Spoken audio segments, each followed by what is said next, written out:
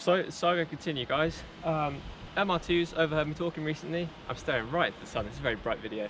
The MR2's overheard that I have to drive it 800 miles next week, and has decided it's going to leak every single fluid it can. I gave it a full service yesterday. Excuse the traffic. This isn't my usual filming location on the busy street, but needs must today. But yeah, today we're going to replace the rocker cover gasket. Hopefully tomorrow, potentially, who knows with me. You'll see me replace the CV boot. But yeah, I'm just going to show you what's going on. If we look into the engine bay, you'll see it appears as though somebody has eaten a creme brulee on top of my subframe. That is this CV down here. This CV boot has started to just let go of all of its grease. Typically you would replace the whole axle. I'm not doing that, that's money. The rest of the fluids all come from out around here, around our rocker cover, so that's what we're touching today. Hopefully, seriously hopefully, because you should never drive on a blown CV axle, or CV boot anyways. Hopefully we'll get to that tomorrow, but yeah, today we're going to crack on with this. Cool, first order of business, guys, you're going to pop the X-brace off.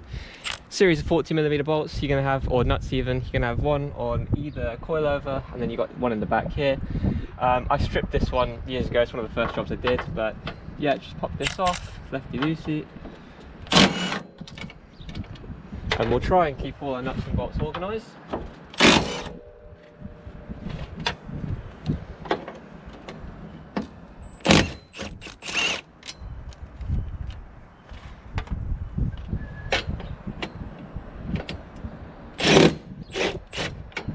Always reassuring when one's not done up for your chassis bracing. I think this is the one I stripped a long time ago. But yeah. Yeah, this is the one I stripped. So a cheeky bonus tip, just for getting this strip one out, if you've got any strip bolts like this, is a captive nut behind this bolt here. Just wedge something behind, it's easier because there's a washer on this. Wedge something behind it and just push away, and you'll be able to use whatever remaining threads you have to work it out, so that you don't mangle everything any further than you already have. Then we should be able to just lift out the X-brace. It's a bit difficult because you are going over all your bolts there, but that's that. And now we have access to our rocker cover.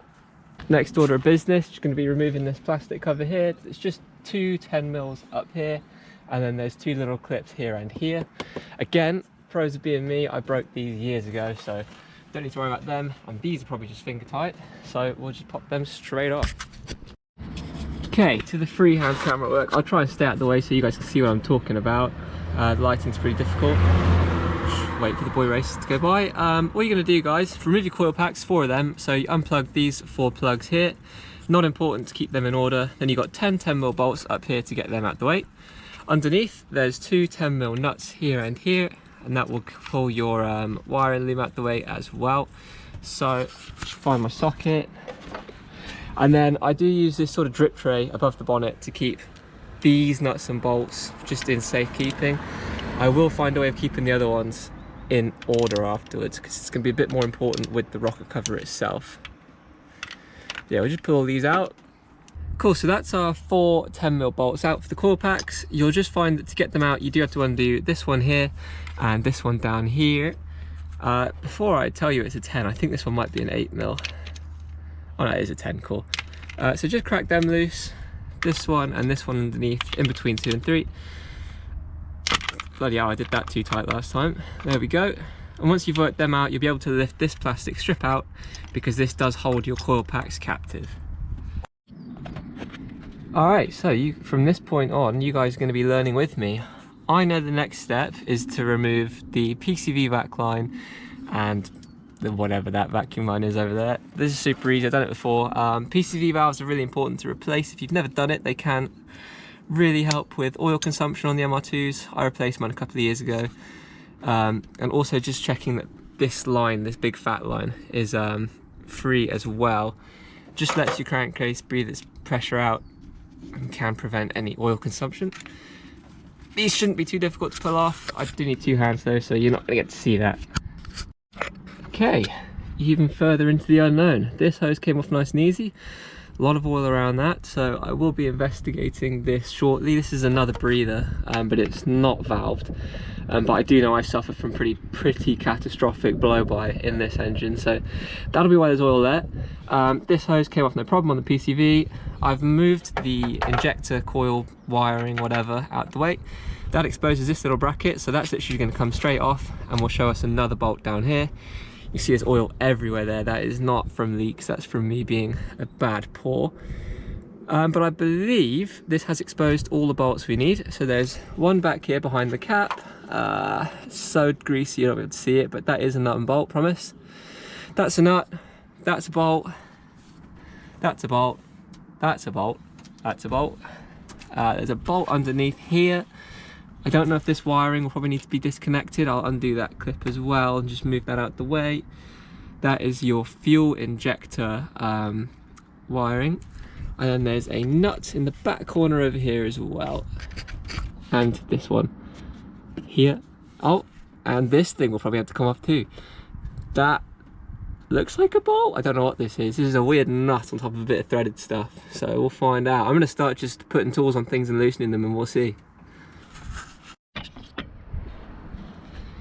Just one quick correction to make already. This, which I said was fuel injector, it does go into the fuel injector wire in that way. That is your O2 sensor plug. I should have known that. I've done them before. Alright, and some fantastic news already. The bolt for the bracket down here for the dipstick has snapped in half. When we get the rocker cover off, I'll see what I'm going to do about that. We're already this far now, so what else can we do? That's always brilliant though. We love a snap bolt. As for the rest of them, I've got all of these down to finger tight. So it was these two 10s here and here. There's 3 along the front, a 10 back here. The long nutty bolty jobby that I was talking about is just a very long nut and bolt thing. It's here. I'm not sure what originally threads onto the top of that. If it's the, oh, it holds the plastic cover on, that's what that is. That's why it's like that.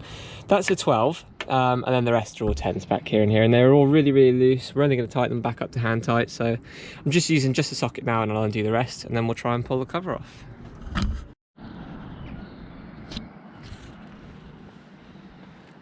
Okay, so all the nuts and bolts are off, apart from these two in the middle. I just wanted to make a note, all of the bolts and nuts around the outside are the same, apart from the two in the middle, which are longer.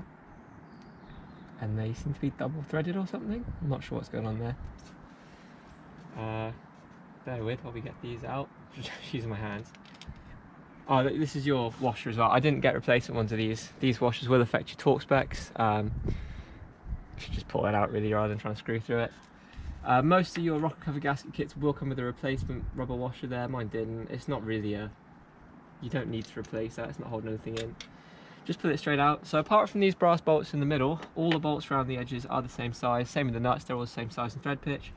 But now they are all off, and the brackets at the back corners are about to be off. There we go. They just hold various bits of wiring and stuff in place. That is the rocker cover gasket free. Might meet some resistance from this snapped stud. If we do, we didn't. Perfect. That's it off. Now we just lift it out, and there'll be a bit of a moment of truth here where we see what the inside of my engine looks like. Probably not good. Oh my goodness me, what are we stuck on now? Lots of things are in the way.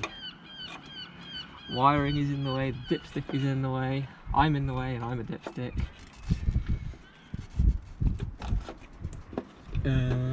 Oh. I will get this. You guys are going to watch this happen. Work on your own car, they said. It's great fun, they said. It's funny because I'm the one who says that to people.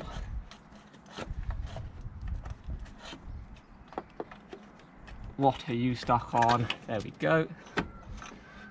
And baba! Wow, it looks so healthy and clean. Here comes the rocker cover gasket. It actually looks great in there. Look at the state of my cams and timing chain and stuff.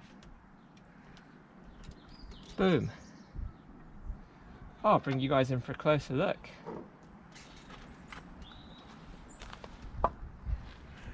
My hands are disgusting, but check all that out if you can. Oh, the camera's at such a horrible angle. Yeah, shiny and gold. This is what you get if you service your car often. Be like me and do this, guys. I'm your role model here. 2 secs, I'll take the camera off the stand and quickly wipe my hands down, and I'll show you what to do next. Okay, so once we've observed how clean our engine's looking, I'm still thrilled on that. I was expecting it to be full of horrible stuff. What we've got to do, there's 2 dabs of RTV. There's one here, one at the back over here, where the timing chain cover meets the sort of rest of the head. Scrape them off with a knife blade. I'm going to need 2 hands again, so I probably won't film that.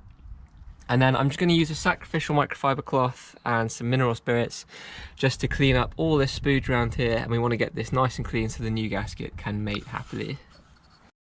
Okay, so I don't really need 2 hands to hold a knife blade. All you're doing is running it along here. Actually came off super easy. I believe this is the original stuff. Trying to go away from the engine. I don't want to scrape loads of stuff into the engine. We don't want silicone running around in there. This back one will be a bit more tricky to do. Because it's so old though, it's just sort of coming straight off. And yeah, once that's taken care of, we'll do the same on the cover, and then we'll wipe this whole mating surface down to get it nice and clean. I'm just gonna make a vague attempt to show you guys what I'm doing. I mean, it's pretty self-explanatory. Mineral spirits or meth spirits. I had to go twice to B&Q to buy this because I joked I was going to drink it and they made me leave the shop. So don't do that. If you're buying this stuff, people apparently don't think that's very funny. Don't drink it. And yeah, just clean up and around. Make sure the spooge all ends up on the outside of the engine. Don't brush it onto the inside. Otherwise, it will not be as clean as it is at the moment.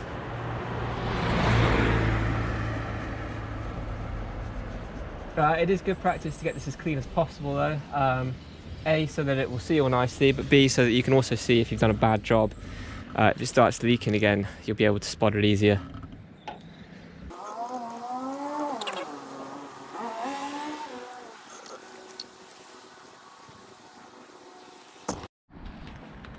Okay, I'm not going to film too much of this because I had to work at a very awkward angle. Engine side of things is all wiped down and clean. That mating surface is nice and happy, ready for the RTV and the new gasket. All we're going to do, pull the old one out. This is dry and perished as anything. I'm surprised it hasn't actually split while doing this. This must be the original. I'm going to do a very similar procedure. I've got an old toothbrush. I'm just going to go around here again and clean all this side of things up. And then we'll stick the new gasket in and get things back on. RE the snap bolt, I'm just going to send it. I can't get that out right now. I'll deal with that another time. We'll see if it pours oil everywhere.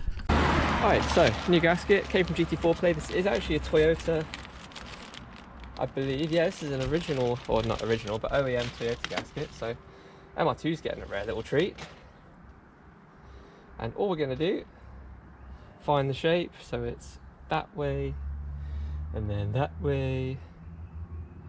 And then this goes like so. Easiest thing to do is get the middle sort of situated. And you will find the gasket is slightly smaller than your rocker cover. And that's fine, you kind of want it to stretch to fit. So I'm just getting the rough shape in place now. Once I'm happy that I've got it the right way around and everything, start smashing the corners in. Make these middle spark plug seals and stuff seat properly. There we go. They're not spark plug seals, but you know what I mean. Core pack seals. And that, there we go, a little stretch over the corner.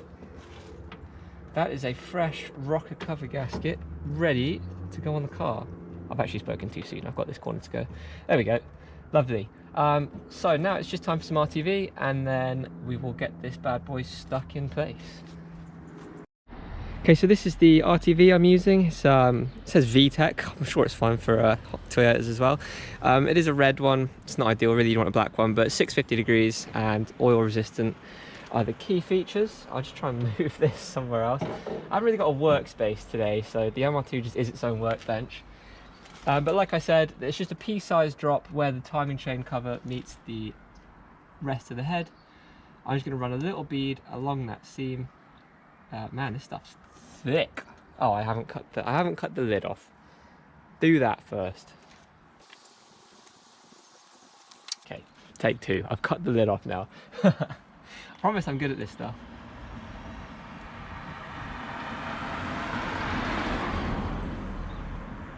Go, spooge there. That's probably way too much. And spooge here. Also probably way too much. Now I see on other videos that people run this all the way around the edge and round bolts and stuff. Toyota say explicitly to not do that, so I will not do that. This stuff does have a skin time of 5 minutes, so we've got a little bit of time to sort of, you know, muck around like I tend to do before I put the thing back on. Right, still filming? Yes, let's see if I can do this. You guys are about to witness some of the worst handling skills of engine bits ever. Do you know what? I'm not ready for that yet.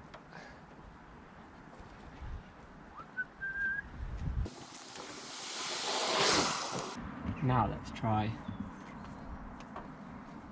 I'm going to try and leave this hole in the video so you guys can see how easy or not it actually is.